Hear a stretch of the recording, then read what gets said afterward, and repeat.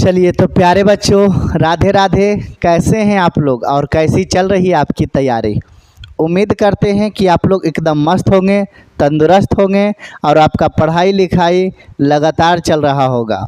और video part 1 और part 2 दो पार्ट में यह जो है चैप्टर पूर्ण रूप से समाप्त कर चुके हैं।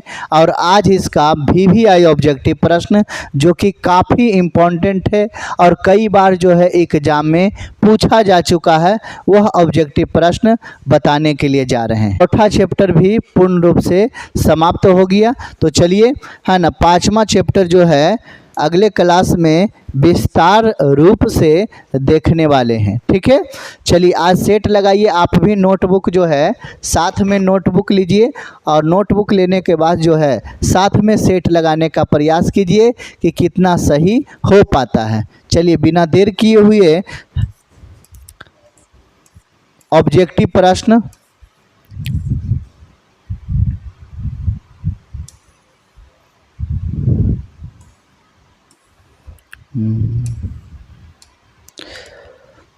चलिए तो पहला प्रश्न क्या कह रहा है कि किडनी किस जैव प्रक्रम का हिस्सा है। कितना बढ़िया प्रश्न पूछा गया है, किडनी किस जैव प्रक्रम का हिस्सा है। तो आप जवाब दीजिएगा कि किडनी जो है उत्सर्जन है ना। किडनी क्या है? उत्सर्जन का हिस्सा है, तो उत्सर्जन का है। क्लियर, समझ में आया? चलिए दूसरा प्रश्न क्या कह रहा है ना। प्रश्न नंबर 2 देखिए क्या कह रहा है। अगर किसी कारण से किसी मनुष्य का एक किडनी जो है, एक वृक्क कार्य करना बंद कर दे तो उसका परिणाम जो है क्या होगा। अगर मान के चलिए एक किडनी जो है किसी कारणवश से, चोट लगने के कारण या संक्रामक बीमारी के कारण किडनी खराब हो जाता है, तो बताइए उसका उपाय बताइए। ठीक है, तो उत्सर्जन करना जो है बंद हो जाएगा? बिल्कुल नहीं, उत्सर्जन बंद नहीं हो सकता। बात समझे? उत्सर्जन करना कैसे बंद हो जाएगा? डायलिसिस मशीन किस काम का है?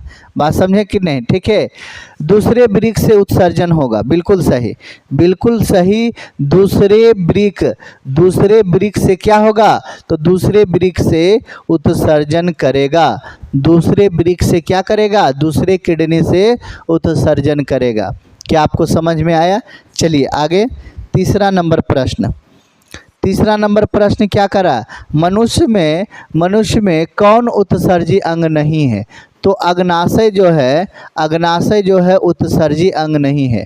अग्नाशय जो है उत्सर्जी अंग नहीं है। ठीक है, अगला प्रश्न कितना बढ़िया प्रश्न कह रहा है कि एक वृक्क, यानी एक वृक्क कहने का मतलब है कि एक किडनी में लगभग कितने नेफ्रॉन होते हैं? तो कहिएगा एक किडनी में लगभग 10 नेफ्रॉन होते हैं, क्योंकि पढ़ाए थे प्रत्येक किडनी में है ना 10 लाख नेफ्रॉन होते हैं। ठीक है, तो राइट आंसर क्या हो गया? बी नंबर जो है राइट आंसर हो जाएगा। ठीक है, 5वां नंबर क्वेश्चन कह रहा है कि जलीय जीव में नाइट्रोजनी अपशिष्ट पदार्थ होता है, जबकि स्थलीय जीव में क्या कहिएगा? स्थलीय जीव में अमोनिया यूरिया होता है। स्थलीय जीव में क्या होता है? अमोनिया यूरिया होता है। यानी राइट आंसर क्या लगाइएगा? ठीक है, ए नंबर राइट आंसर टिक लगाइएगा। ठीक है, कह रहा है निम्नलिखित में से कौन जहर की मात्रा को निष्क्रिय है न करता है? तो कौन करता है? तो किडनी करता है। याद रखिएगा, जहर की मात्रा को कौन करता है? किडनी करता है, क्योंकि बताए थे कि अगर किडनी खराब हो जाता है तो वो जहर की मात्रा जो है ना बढ़ा देती है। बात समझे कि नहीं? चलिए आगे बढ़ें। 7वां नंबर देखिए प्रश्न क्या कह रहा है कि मनुष्य के उत्सर्जन तंत्र में क्या होता है? तो मनुष्य के उत्सर्जन तंत्र में है ना वृक्क यानी किडनी, मूत्रवाहिनी, मूत्राशय तथा मूत्रमार्ग, ये तीनों चीज होता है। तो आप क्या लगाइएगा?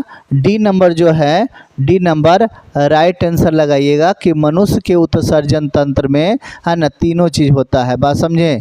किडनी, मूत्रवाहिनी, किडनी तो हो गया, किडनी तो इस धसे हुए भाग को पेल्विस कहते हैं। बात समझे कि नहीं। ये किडनी हो गया और किडनी से जो पाइप जाता है तो उसको कहते हैं मूत्रवाहिनी। क्या कहते हैं? मूत्रवाहिनी। और जिसमें मूत्र रहता है उसको क्या कहते हैं? उसको कहते हैं मूत्राशय। क्या कहते हैं? मूत्राशय। और यहाँ पर जिस भाग से मूत्र निकलता है उस भाग को क्या कहते हैं? मूत्र मार्ग कहते हैं। उस भाग को क्या कहते हैं? मूत्र मार्ग कहते हैं। तो क्या आपको समझ में आ रहा है चीज़? चलिए आगे बढ़ें। अगला प्रश्न 8 नंबर कह रहा है कि नाइट्रोजनी पदार्थ यानी यूरिया या यूरिक अम्ल शरीर से बाहर कैसे आते हैं? तो क्या शरीर से बाहर कैसे आते हैं? तो उत्सर्जन के द्वारा। कैसे आते हैं? उत्सर्जन के द्वारा। राइट आंसर बी नंबर हो जाएगा। अगला प्रश्न क्या कह रहा है? मानव शरीर में कितने वृक्क होते हैं? देखिए चैप्टर में पढ़ाए थे, कितना बेहतरीन ढंग से बताए थे कि एक जोड़ा मारिएगा। कितना मारिएगा? एक जोड़ा मारिएगा, है ना, क्योंकि एक जोड़ा यानी 2 पीस। एक जोड़ा यानी कितना पीस? 2 पीस हो गया। 2 जोड़ा बिल्कुल नहीं मारिएगा, है ना। बहुत बच्चों को लगता है कि 2 पीस है, 2 जोड़ा हुआ। और एग्जाम्पल भी आपको दिए थे कि अगर आप चप्पल के दुकान पर जाते हैं तो वहाँ पर ये नहीं कहते हैं कि 2 चप्पल दीजिए, आप कहते हैं 1 चप्पल दिखाइए। बात समझे कि नहीं? 1 चप्पल दिखाइए तो वो समझ जाता है कि 1 चप्पल का मतलब है ना 2 पीस होता है, क्योंकि जोड़ा में होता है। बात समझे कि नहीं? तो कितना मारिएगा? 1 जोड़ा लगाइएगा। ठीक है। मूत्र में क्या होता है? तो आप कहिएगा कि मूत्र में जल भी होता है, 2% यूरिया भी होता है, सोडियम क्लोराइड यानी NaCl खाने वाला जो है नमक भी होता है। तो आप डी नंबर में टिक लगाइएगा, इनमें से सभी होता है, क्योंकि मूत्र जो है वो नमकीन लगता है। बस समझे कि नहीं? क्योंकि उसमें नमक की मात्रा भी है। ठीक है। चलिए आगे बढ़ाएं। अगला प्लस क्या कर रहा है कि नेफ्रॉन में प्याले जैसी संरचना होती है, उसको क्या कहते हैं? तो उसको कहते हैं बोमेन संपुट कहते हैं। क्या कहते हैं? बोमेन संपुट कहते हैं। याद रखिएगा। 12वां नंबर प्रश्न में क्या कह रहा है कि कौन सी संरचना बोमेन संपुट से घिरी होती है?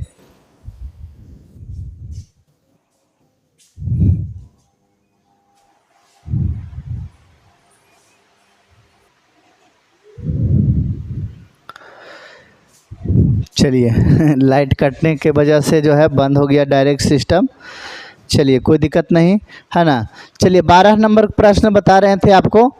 12 नंबर प्रश्न क्या कर रहा था कि कौन सी जो है रचना है ना बोमेन संपुट से घिरी होती है? तो क्या कहिएगा, है ना, ग्लोमेरुलस। क्या कहिएगा? ग्लोमेरुलस यानी सी नंबर इसका राइट आंसर हो जाएगा। ठीक है। चलिए अगला प्रश्न क्या कर रहा है? कह रहा है कि अगर वृक्क यानी किडनी के अभिक्रिया होने के अवस्था में क्या होता है? तो कहिएगा शरीर विषैले अपशिष्ट पदार्थ से संचित करता है। दूसरा क्या कहिएगा? शरीर अपशिष्ट पदार्थ ज़्यादा निष्कासित करता है। शरीर पर कोई जो है हानि नहीं होती है। इनमें से कोई नहीं। तो राइट आंसर आप जो है ए नंबर लगाइएगा। राइट आंसर जो है ए नंबर सही हो जाएगा। ठीक है। चलिए आगे बढ़ें। 14 नंबर प्रश्न। 14 नंबर प्रश्न, कृत्रिम वृक्क। कृत्रिम का मतलब क्या होता है? कृत्रिम का मतलब क्या होता है? कृत्रिम का मतलब होता है बनावट। बनावट, है ना, बनावट होता है, बनावट, है ना, जो मानव के द्वारा बनाया गया। कृत्रिम का मतलब क्या होता है? जैसा मैंने किडनी है, उसी किडनी की तरह दूसरा किडनी बना दें, है ना, तो मानव के द्वारा जो बनाया गया होता है उसे क्या कहते हैं? उसे कृत्रिम कहते हैं। ठीक है। तो ऐसा कह रहा है कि कृत्रिम बनावट जो है, कृत्रिम किडनी किस क्रिया से जो है अपशिष्ट पदार्थ को बाहर निकालती है?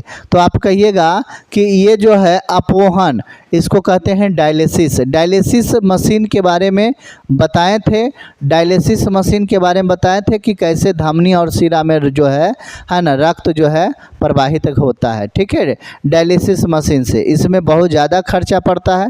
इसको डायलिसिस मशीन को क्या कहते हैं, अपोहन कहा जाता है। क्या कहा जाता है, अपोहन कहा जाता है। तो राइट आंसर ए नंबर जो है ना सही होगा। ठीक है, चलिए अगला प्रश्न, अगला प्रश्न 15 नंबर क्या कर रहा है कि वृक्क का आकार कैसा होता है, किडनी का आकार कैसा होता है। तो कहिएगा कि किडनी का आकार जो है सीम के बीज के समान होता है ना। किडनी का जो है आकार, उसका जो है साइज है ना, क्या कह सकते हैं, उसका जो है आकार कैसा होता है, तो वो सीम के बीज की तरह होता है उसका आकार। ठीक है, शेप। अगला कह रहा है कि प्रोटोजवा अपशिष्ट पदार्थ का निष्कासन कैसे करता है। तो कैसे करेगा बताइए, तो विसरण के द्वारा करेगा। किसके द्वारा करेगा, विसरण के द्वारा करेगा। यानी 16 का राइट आंसर क्या आप लगाइएगा, ठीक, 16 का राइट आंसर ए लगाइएगा। ठीक है, चलिए आगे बढ़ते हैं। 17 नंबर प्रश्न, 17 नंबर प्रश्न क्या कर रहा है कि किस उत्सर्जी पदार्थ को बाहर निकालने में जल की आवश्यकता नहीं होती है ना। तो बाहर निकालने में जल की आवश्यकता नहीं होती है। किस उत्सर्जी पदार्थ को बाहर निकालने में जल की आवश्यकता नहीं होती है। तो यूरिक अम्ल यानी सी नंबर जो है ना 17 का राइट आंसर क्या मारिएगा, तो 17 का राइट आंसर सी नंबर मारिएगा। यूरिक अम्ल को है ना जल की आवश्यकता नहीं होती है। ठीक है, फिर अगला प्रश्न आ गया है कि कृत्रिम वृक्क किन अपशिष्ट उत्पादकों को रुधिर से अपोहन द्वारा जो है पृथक यानी अलग करता है। तो क्या आंसर मारिएगा, नाइट्रोजनी है ना, नाइट्रोजनी पदार्थों द्वारा जो है इसे क्या किया जाता है, अलग किया जाता है। मानव में डायलिसिस थैली होती है। तो मानव में डायलिसिस थैली कहाँ होती है, तो नेफ्रॉन में होती है ना। नेफ्रॉन में, मानव में डायलिसिस थैली कहाँ होती है, नेफ्रॉन में होती है। क्या समझ में आ रहा है आपको।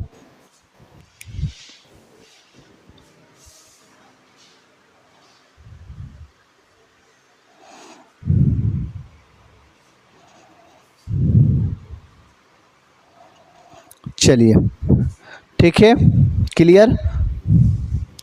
अगला प्रश्न क्या कर रहा है, टैनिन मुख्यतः कहाँ जमा होता है। तो वृक्ष के छाल में होता है, याद रखिएगा। टैनिन कहाँ होता है, वृक्ष के छाल में होता है। ठीक है, मानव में डायलिसिस थैली कहाँ होती है, न्यूरॉन में होती है ना। थोड़ा सा देख लीजिएगा, बी नंबर जो है राइट आंसर होगा, मिस्टेक हुआ है। ठीक है, चलिए अगला प्रश्न 21 नंबर प्रश्न क्या कर रहा है कि बबूल के पौधे में मुख्यतः कौन सा उत्सर्जी पदार्थ निकलता है। तो बबूल के पौधे में क्या गोंद निकलता है। राइट आंसर क्या हो जाएगा, सी नंबर जो है राइट आंसर हो जाएगा। ठीक है, 22 नंबर प्रश्न देखिए, काफ़ी महत्वपूर्ण प्रश्न दिया गया है कि डायलिसिस में होता है तो रक्त को 0 डिग्री सेल्सियस तक ठंडा करते हैं। उसका टेम्परेचर जो है ना, तापमान मिलाएगा 0 डिग्री सेल्सियस करेगा, बात समझे। ठीक है, डायलिसिस मशीन में। ठीक है, उसके बाद क्या कहा जाता है, ये तो होगा ही होगा। उसके बाद क्या करा रहा, डायलिजर अधिक जो है प्रागमय सेलोफोन का बना होता है, ये भी ठीक ठाक है। रक्त में प्रति सेकंड मिले होते हैं, ये भी ठीक है। यानी कि राइट आंसर डी है, क्योंकि ये तीनों लग ही रहा है, तीनों लग रहा है, तो राइट आंसर क्या हो जाएगा, डी नंबर हो जाएगा।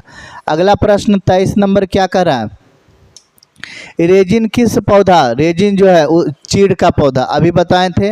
वृक्क किस जैव प्रक्रम का हिस्सा है, वृक्क किस जैव प्रक्रम का हिस्सा है। तो कहिएगा उत्सर्जन। किसका है, उत्सर्जन है। यह डबल प्रश्न हो गया है ना, दोबारा यह प्रश्न जो है आ गया है। ठीक है, अगला प्रश्न क्या करा है कि पौधे में अपशिष्ट पदार्थ कहाँ संचित होते हैं। पौधे में अपशिष्ट पदार्थ कहाँ संचित होते हैं? ठीक है, तो कहिएगा पौधे में अपशिष्ट पदार्थ क्या कहाँ? काष्ठक में, और कहाँ? पत्तियों में, छाल में, ये सभी जगह जो है होते हैं, सभी जगह, यानी डी नंबर मार दीजिएगा, इनमें से सभी। ठीक है, पौधे में उत्सर्जन कहाँ होता है? तो बात रंध्र में, पत्तियों के गिरने से, है न, छाल का जो है बलगाव से, तो इनमें से सभी। दो प्रश्न में डी नंबर मारिएगा, इनमें से सभी। क्लियर? चलिए अगला प्रश्न।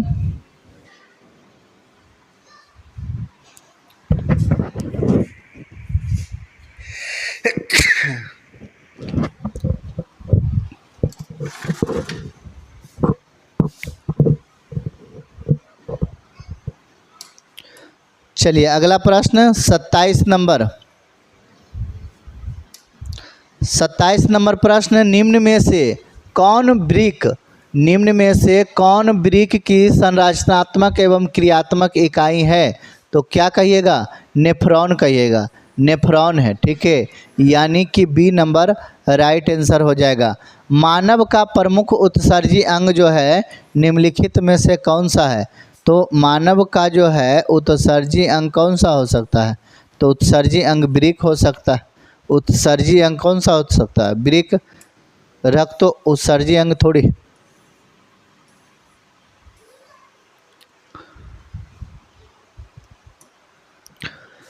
सजीव जीवधारियां द्वारा किस प्रकार के नाइट्रोजनी पदार्थ का जो है ना, क्या करता है? नाइट्रोजनी पदार्थ यानी कचरा का जो है उत्सर्जन होता है। तो किस में होता है?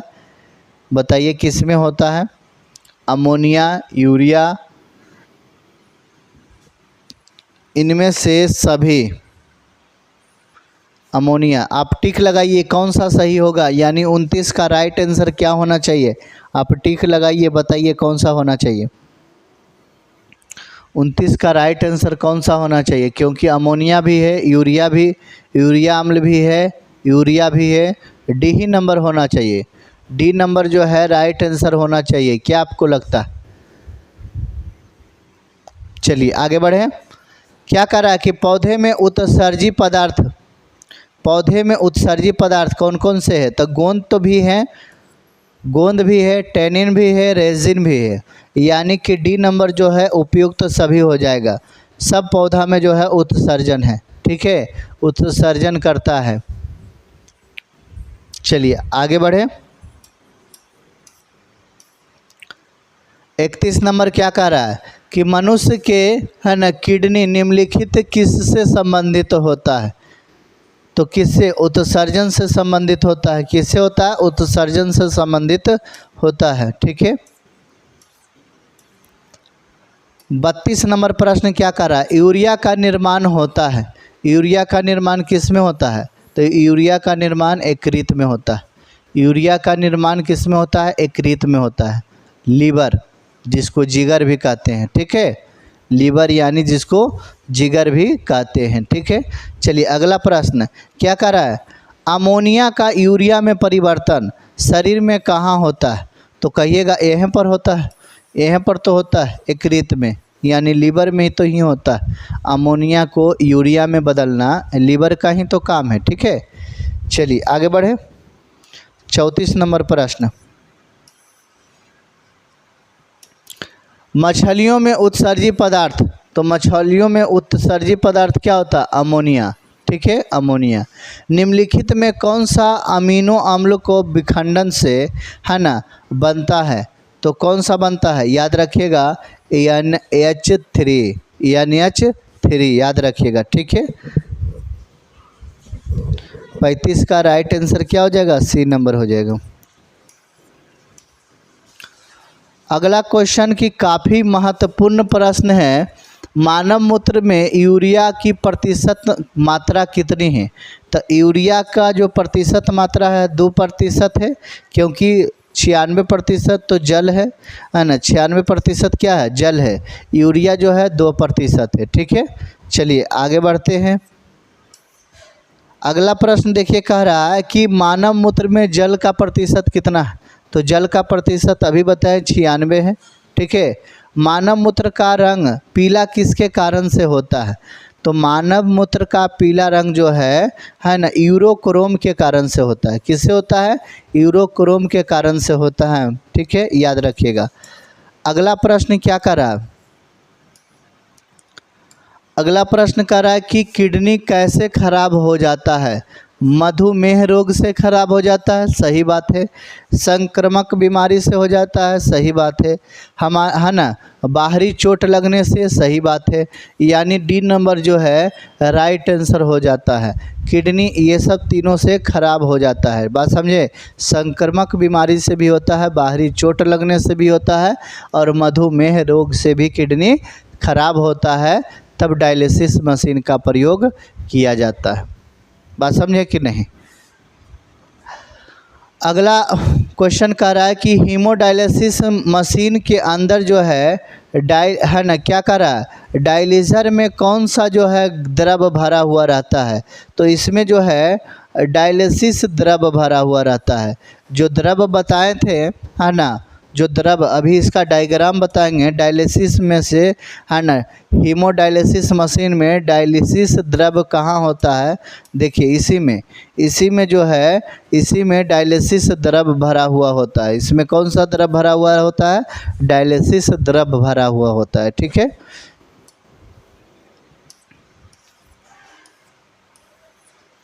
चलिए अब यह चैप्टर पूर्ण रूप से समाप्त हो चुका है। ठीक है, यह चैप्टर पूर्ण रूप से समाप्त हो चुका है। ठीक है, यह चैप्टर पार्ट 1, एक पार्ट, 2 पार्ट, और तीसरा पार्ट में सेकंड, है ना, तीसरा पार्ट में ऑब्जेक्टिव प्रश्न बताया गया है। यह 3 पार्ट में यह वीडियो क्या हो गया? समाप्त हो गया। ठीक है, अब यह जो है वीडियो कैसा लगा कमेंट करके ज़रूर बताइएगा। आप सेट लगाए हैं, साथ में अगर सेट लगाए हैं और कितना प्रश्न आप सही कर पाए हैं, यह कमेंट में लिखना नहीं भूलिएगा। आप ज़रूर कमेंट में लिखिए कि 40 नंबर में कितना नंबर आपको मिला। सही में बताइएगा कि 40 नंबर में कितना नंबर आप बना पाए। तो फिर मिलते हैं इसके नेक्स्ट क्लास में, नेक्स्ट चैप्टर की ओर, नियंत्रण एवं समन्वय। नियंत्रण एवं समन्वय, इसका अगला चैप्टर बायोलॉजी का जो है ना, कंट्रोल एंड कोऑर्डिनेट। ठीक है, चलिए, तो जय हिंद, जय भारत।